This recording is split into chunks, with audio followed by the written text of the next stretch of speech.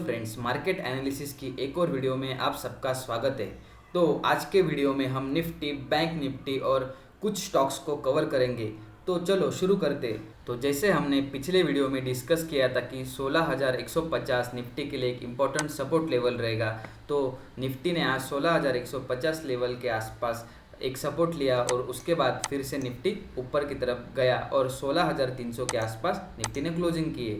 तो अब हम देखेंगे कि निफ्टी को 15 मिनट के चार्ट पे हम किस प्रकार से ट्रेड कर सकते हैं। तो हमने यह निफ्टी का 15 मिनट का चार्ट लगा लिया है और हमें दिखाई दे रहा है कि निफ्टी 16,200 के लेवल के पास में एक इम्पोर्टेंट सपोर्ट बनाता है और उसके बाद में प्राइस एक्शन बनाते हुए नीचे की ऊपर की तरफ जाता है। लेकिन जैसे ही निफ्टी शुक्रवार के सेशन के क्लोजिंग के आसपास पहुंचता है, वैसे ही वहाँ से फिर से सेलिंग हमें देखने को मिली है। तो निफ्टी 16,400 के लेवल के आसपास से हमें 2 बार सेलिंग देखने को मिली।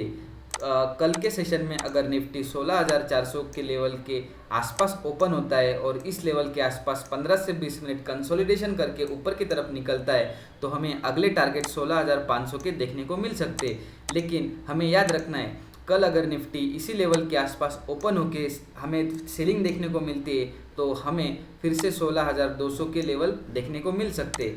कल अगर निफ्टी गैप डाउन ओपन होता है 16,150 के लेवल के आसपास तो हम फिर से यहाँ से बाइंग के लिए जा सकते हैं, क्योंकि आज के सेशन में निफ्टी ने यहाँ से बहुत अच्छा सपोर्ट लिया है। लेकिन कल अगर निफ्टी गैप अप ओपन होता है 16,500 के लेवल के आसपास तो यहाँ पे कुछ प्राइस एक्शन बनाता है और ऊपर की तरफ निकलता है तो यह गैप फिर से फिल कर सकता है। लेकिन अगर यहाँ से कुछ निगेटिव सिग्नल हमें दिखता है तो हम यहाँ से सेलिंग के लिए भी जा सकते हैं। तो अब हम देखेंगे कि बैंक निफ्टी को हम किस प्रकार से ट्रेड कर सकते हैं। तो बैंक निफ्टी का हमने डेली चार्ट लगा लिया है। हमने जैसे पिछले सेशन में कहा था कि बैंक निफ्टी के लिए 33,900 का एक इम्पोर्टेंट सपोर्ट लेवल रहेगा, वैसे ही आज बैंक निफ्टी ने 33,900 का इम्पोर्टेंट सपोर्ट लिया और फिर से ऊपर की तरफ घूम गया है।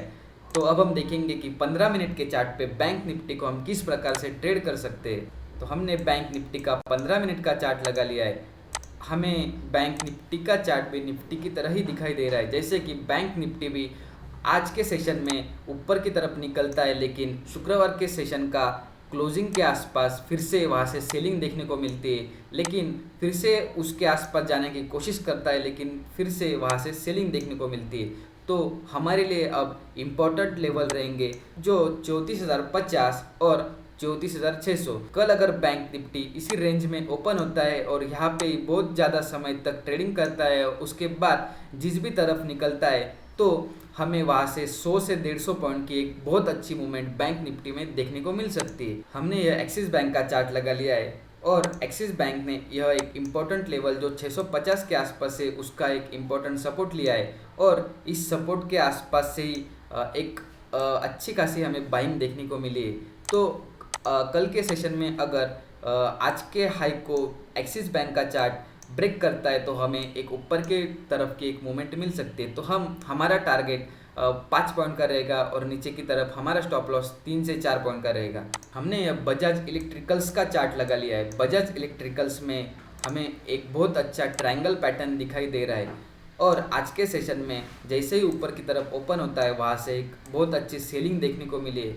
कल के सेशन में अगर 1000 का यह लेवल बजाज इलेक्ट्रिकल्स ब्रेक करता है तो हमें एक अच्छी सेलिंग देखने को मिल सकती है। लेकिन कल अगर इसी रेंज में ओपन होके ऊपर की तरफ भी निकलने की कोशिश करेगा तो हमें बहुत अच्छी एक मूवमेंट मिल सकती है और इस बजाज इलेक्ट्रिकल को हम पोजिशनली भी लेके जा सकते हैं। तो ऐसे ही निफ्टी, बैंक निफ्टी और स्टॉक्स के वीडियो के लिए हमारे साथ बने रहिए और चैनल को लाइक, शेयर और सब्सक्राइब कीजिए।